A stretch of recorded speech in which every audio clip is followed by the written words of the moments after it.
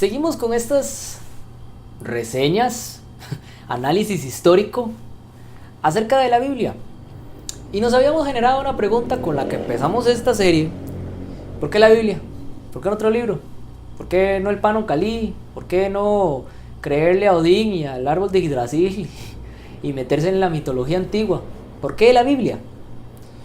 Y poco a poco fuimos, por medio de historia, de imágenes, hasta el mismo monte Sinaí, por medio de profecías que, aunque la alta crítica quiere decir que esas cosas pasaron después y que las escribieron después de que ya habían pasado, aún así está muy difícil cambiar todos los textos bíblicos de todas las toradas y biblias que había en aquel entonces.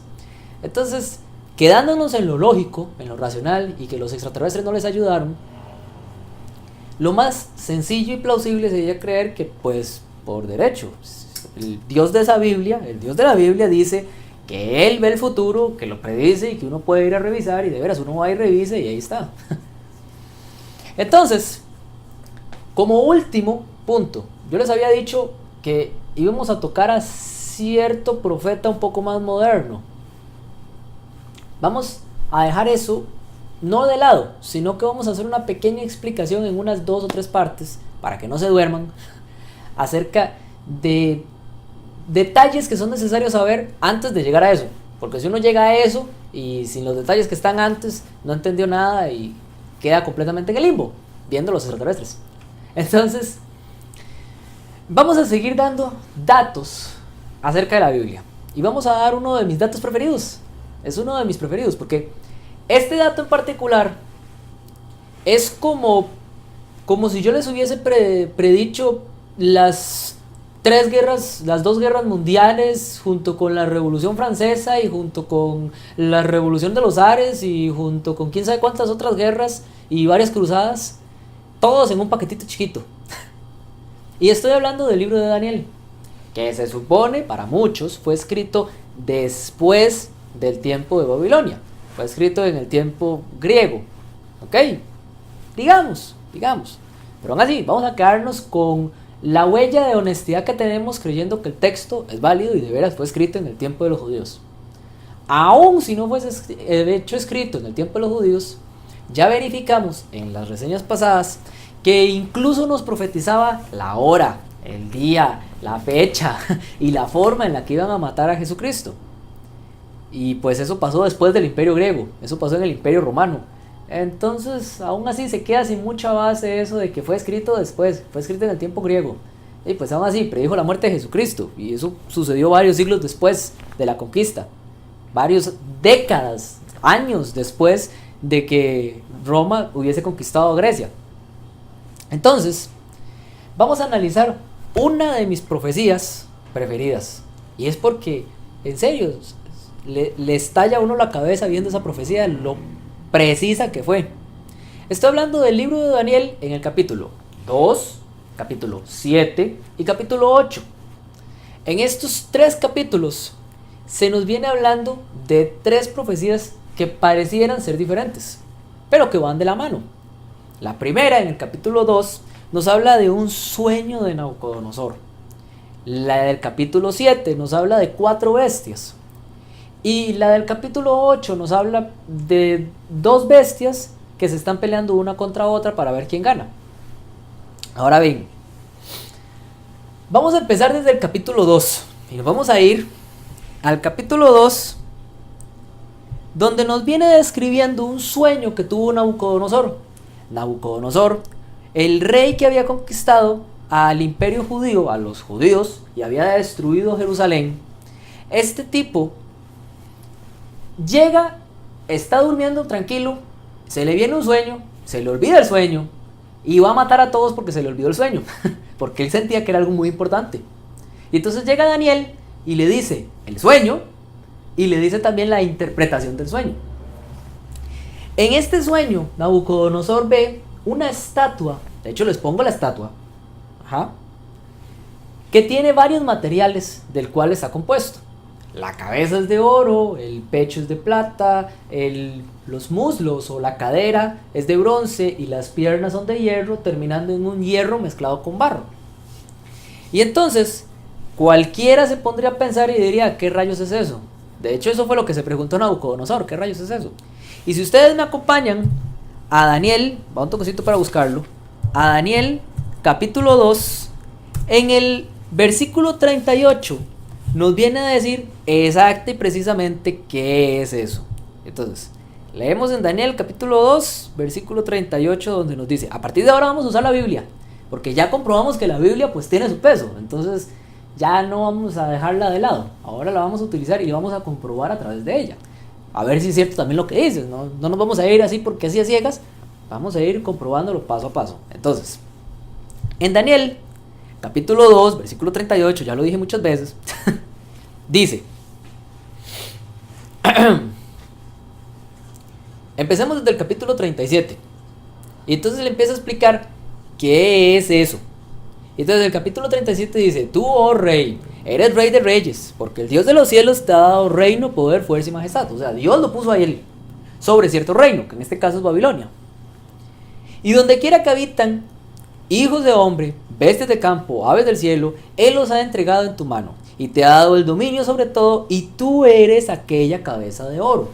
Pérez. Él es la cabeza de oro. O sea, de esa estatua, la primera parte, él, Nabucodonosor, es la cabeza de oro. ¿De acuerdo? Pero ahora seguimos leyendo y nos viene y nos dice, y después de ti se levantará otro reino. No dice rey, dice reino. Inferior al tuyo. Igual que el oro, la plata es inferior al oro, y el bronce es inferior a la plata, y el hierro es inferior al bronce, y el barro mezclado con hierro es inferior al hierro. Cada uno va en forma degenerativa, se va pervirtiendo cada vez más. Pero lo que me está diciendo es que se va a levantar otro reino. No me está diciendo que se va a levantar otro rey. Y luego un tercer reino de bronce. Y el cuarto reino, en el versículo 40, será fuerte como el hierro, y como el hierro desmenuzará y rompe todas las cosas y desmenuza y quebranta todo. A ver, él es la cabeza de oro, ¿de acuerdo? Pero lo siguiente material es un reino. Entonces, ¿dónde quedamos? ¿Son reyes o son reinos? Eso es porque un rey, cuando se habla de rey, también representa un reino, porque no puede haber un reino sin un rey. Entonces, cuando Daniel, la Biblia a veces habla de forma simbólica, ¿no? Cuando ustedes leen en la Biblia, hay partes en la Biblia que no se tienen que interpretar de una forma literal. No es que hay una mujer parada en la luna con 7 estrellas encima de ella literalmente. No.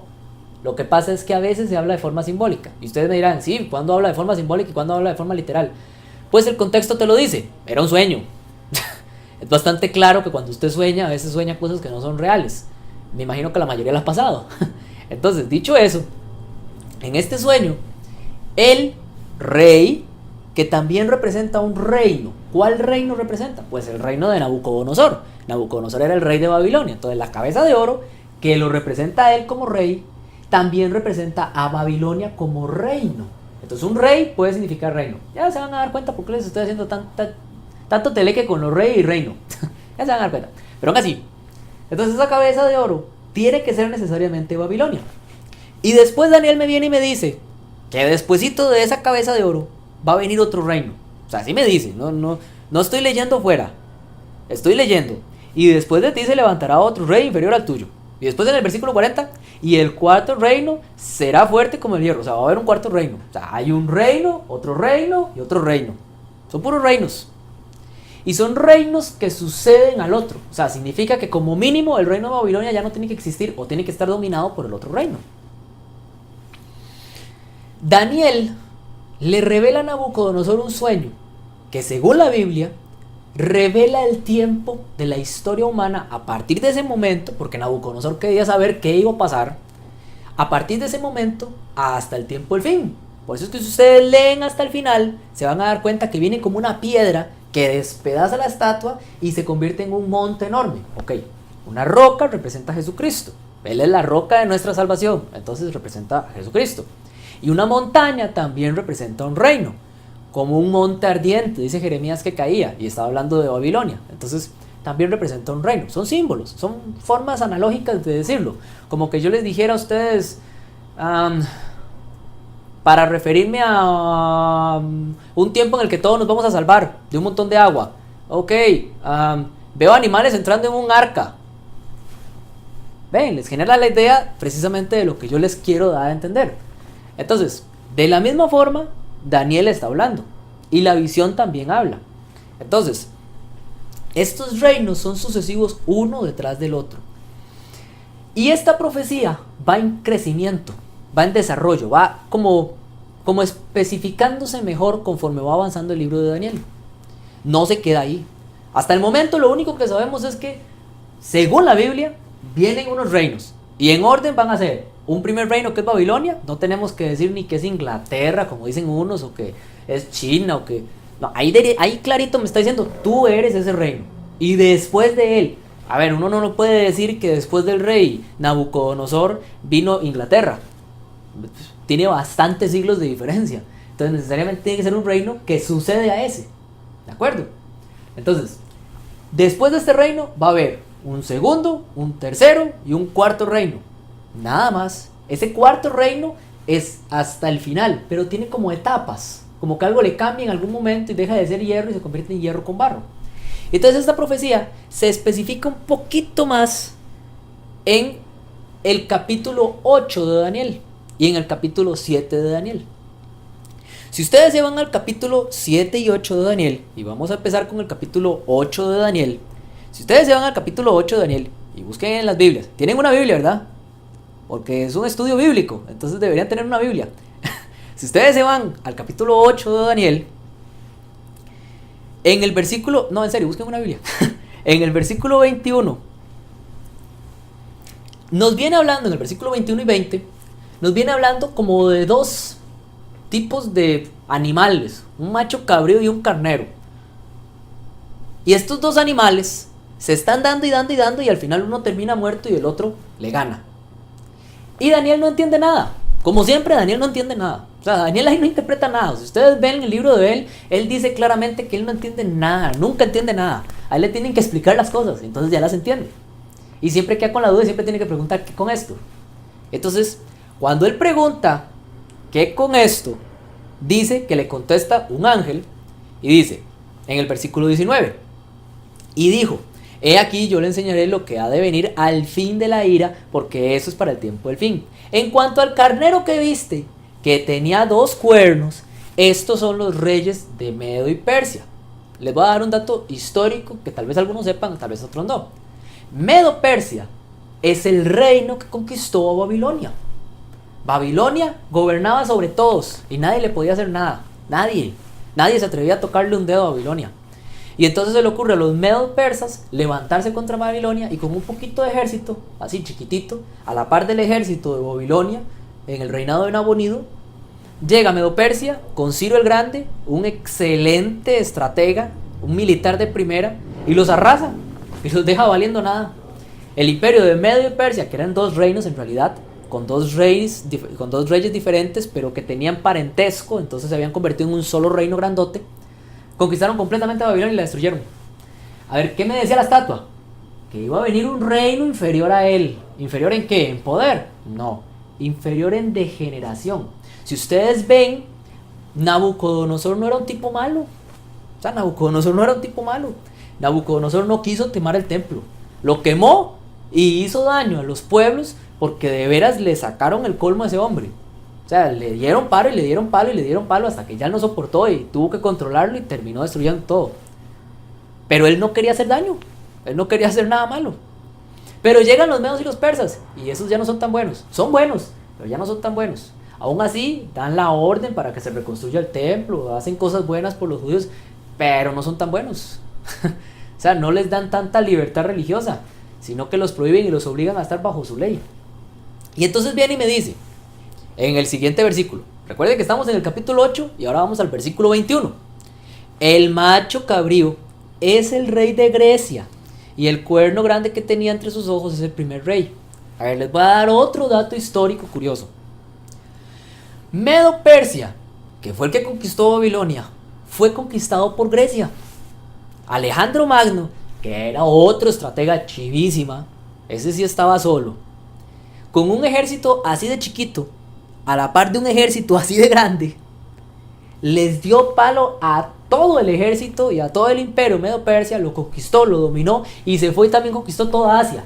De hecho, el imperio de Alejandro Magno era tan grande, pero en serio, y les repito, otro tan grande, que dice la leyenda, que probablemente fue por pura arrogancia de él, pero dice la leyenda que él lloraba porque ya no podía conquistar nada más. Así de grande era el imperio de él. Ya no sabía qué conquistar, ya no tenía nada que conquistar. Así de grande.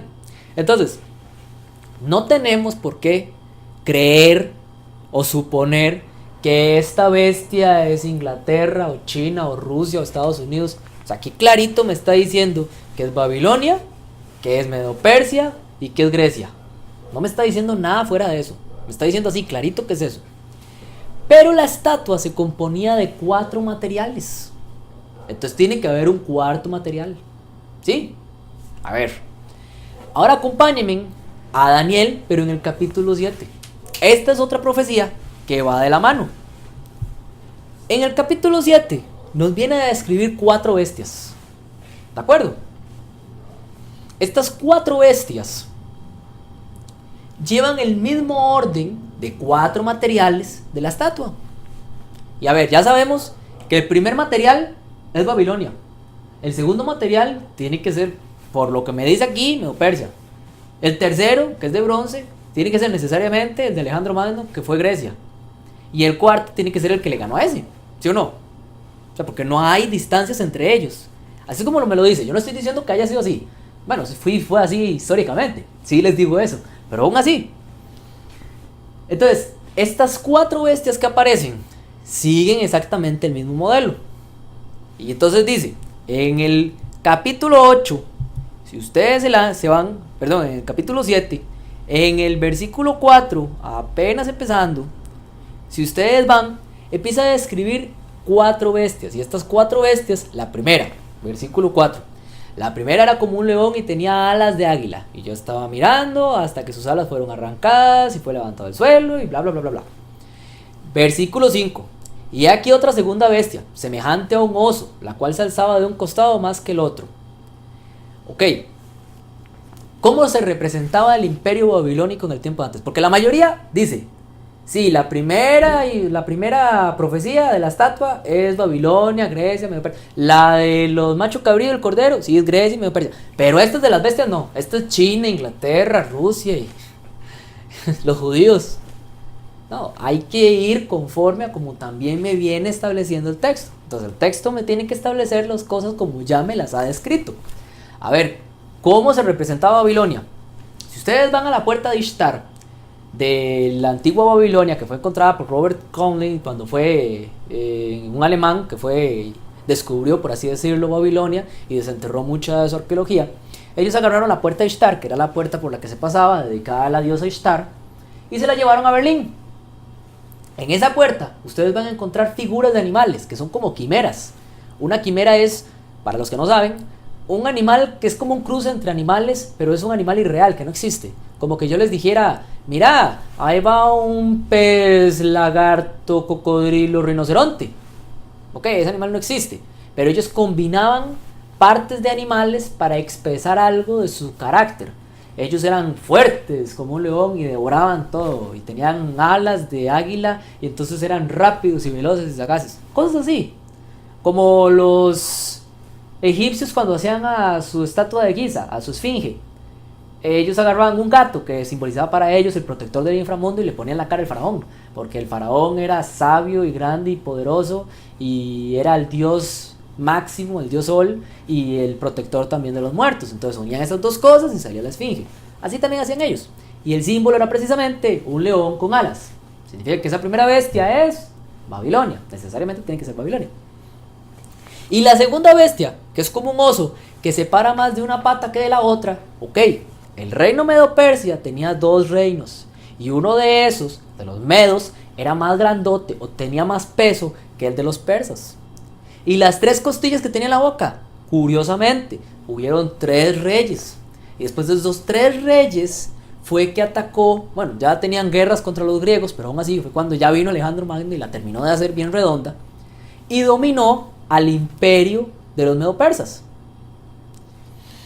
Seguimos abajo y nos dice en el versículo 8: después de esto, miré aquí semejante a un leopardo con 4 alas de ave en su espalda. Tenía también esta bestia 4 cabezas y le fue dado dominio.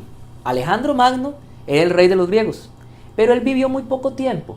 Él terminó muriendo pues de lo que aparentemente debió haber sido una cirrosis o un problema en el páncreas, a causa de que bebía y tenía orgías hasta para tirar para arriba, y pues murió de eso, o probablemente lo envenenaron, quién sabe qué fue lo que le pasó, pero él murió joven y tenía 4 generales.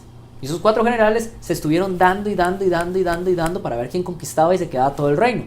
Pero al final decidieron que como el reino era tan grande, era tan masivamente grande, mejor se lo repartían entre las 4 partes y un reino para cada uno. Uno se quedó el reino de los Telémacos y el otro Ptolomeico, perdón, y el otro se quedó el Seleneico. En fin, cada uno se repartió una parte del terreno y se dividieron en 4. A ver, ¿cuántas alas tenía el leopardo? 4. Entonces, seguimos abajo. Y ahora sí, nos viene con el animal que no nos dice el nombre, pero que podemos determinar quién fue. ¿Quién fue el imperio que conquistó a Grecia? Pues el imperio que conquistó a Grecia fue Roma. El imperio romano fue el que destruyó y despedazó al imperio griego. Ahora, este imperio romano tiene unas características muy curiosas. Dice que es como hierro, o sea, nos relaciona a la estatua en la parte de hierro. Y que de este reino, si ustedes se van y leen en el capítulo 7 de Daniel, en el versículo 8, dice, en el versículo 7 y 8, después de esto miraba yo en las visiones de la noche, y he aquí la 4ª bestia espantosa y terrible y en gran manera fuerte, la cual tenía unos dientes grandes de hierro y devoraba y desmenuzaba, y de las obras hollaba en sus pies, y era muy diferente de todas las bestias que vi antes de ella, y tenía 10 cuernos. Ok, no voy a explicar nada de esto por una simple razón, porque abajo el mismo ángel lo explica. Entonces vámonos a la parte de abajo. Si ustedes agarran y bajan al versiculito de abajo, el versiculito de abajo, si ustedes bajan hasta Daniel en el versículo 23, Daniel tiene la intriga de saber qué es esta bestia. Entonces, como les dije, no les voy a explicar, aquí mismo está diciéndolo, aquí merito, dice: la 4ª bestia será un 4º reino en la tierra, o sea que viene después de Grecia, Roma, el cual será diferente de todos los reinos, y todos los reinos devorará, trillará y despedazará. Eso fue lo que hizo el imperio romano. Fue destructor hasta decir basta. Él, donde llegaba, ponía la planta en pie y nada volvía a crecer. No fue como el imperio medo o el imperio babilónico, que intentaban hasta cierto punto proteger la identidad cultural y dejar reyes ahí, o como el imperio de los griegos, que intentaba pues inducir a las personas a tener la cultura griega. Los romanos no. Los romanos llegaban y decían: ¿haces caso? No, crucifíquenlo. ¿Usted sí me va a hacer caso? Sí, yo sí. Ok, esos eran los romanos. Entonces fue completamente distinto, fue en serio, de hierro puro. Y entonces me viene diciendo, sigue, y tras ellos, dice en el versículo 24, y los 10 cuernos significan, él mismo me va a explicar qué significan. Significan que de aquel reino se levantarán 10 reyes. ¿Qué es un rey? Un rey también significa un reino. Por eso es que les hice tanta clavija en eso de rey y reino. Un rey también significa reino. Entonces, de este reino se van a levantar 10 reinos más. ¿De acuerdo? Y entonces me dice: se levantarán 10 reyes, y tras ellos se levantará otro, el cual será diferente de los primeros, y a 3 reyes derribará. Ok. Voy a darles una breve historia, un corto informativo acerca del Imperio Romano. El Imperio Romano primero era un imperio bien grandote, creció en manos de Julio César, de Augusto, Octavio, en fin. Y después de cierto tiempo los emperadores se volvieron locos. Bueno, ya eran locos, pero aún así se pusieron peores, y terminaron destruyendo hasta lo más y mejor al Imperio Romano y decayéndolo hasta lo último. Después de eso, los imperios, pequeños reinos que se llamaban reinos de los bárbaros, tómese bárbaros porque los griegos al oírlos hablar no entendían su lenguaje, entonces decían que eran unos bárbaros. Estos imperios atacaron al reino de Roma. Primero, por tanto ataque por parte de los vándalos y demás, terminaron rompiéndolo y haciendo que se obligara a dividirlo por culpa de Constantino en dos reinos.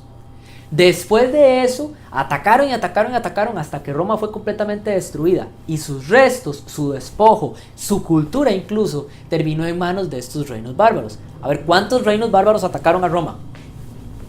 10. Yo sé. Si ustedes investigan, hay unos que van a decir, no, pues, si fueron un montón. Sí, pero esos no fueron los 10 reinos más grandes. O sea, yo estoy hablando de los reinos más poderosos, de las tribus bárbaras más grandes que dominaron a todas las demás. No les estoy hablando de Pepe el Grillo que vino y atacó o se robó un poco de Roma. No, les estoy hablando de un Alárico, de los vándalos, de los francos, de los anglos, de los sajones. Reinos fuertes. Estos fueron 10. Pueden buscarlos en cualquier libro viejo, antiguo, les va a decir eso. Es más, una enciclopedia bíblica les va a decir que 10 reinos destruyeron a la antigua Roma. 10 reinos bárbaros. 10. ¿Cuántos reinos se iban a levantar? De Roma. 10. Se levantaron de Roma, sí, conquistaron su territorio y se quedaron también con su cultura. Hasta adoptaron lenguajes. Los francos, actualmente Francia, habla un lenguaje latino, o sea, derivado del latín. Yo, que tengo un lenguaje español, heredado de España, fue un lenguaje romántico, significa que deriva del latín también. El italiano, el francés, el portugués, el español, todos ellos son latinos. ¿Por qué? Porque adoptaron la cultura romana también, la adquirieron, entonces son en cierta forma romanos, solamente que se dividió en esos 10 reinos. Y de esos 10 reinos se levantó un reino en particular, y ese lo voy a dejar para la segunda parte, para que puedan ir, respirar, descansar un poco, coman una galleta, tómense, no sé, un té de manzanilla, despejen un poco la cabeza, báñense, y después vuelvan por la segunda parte.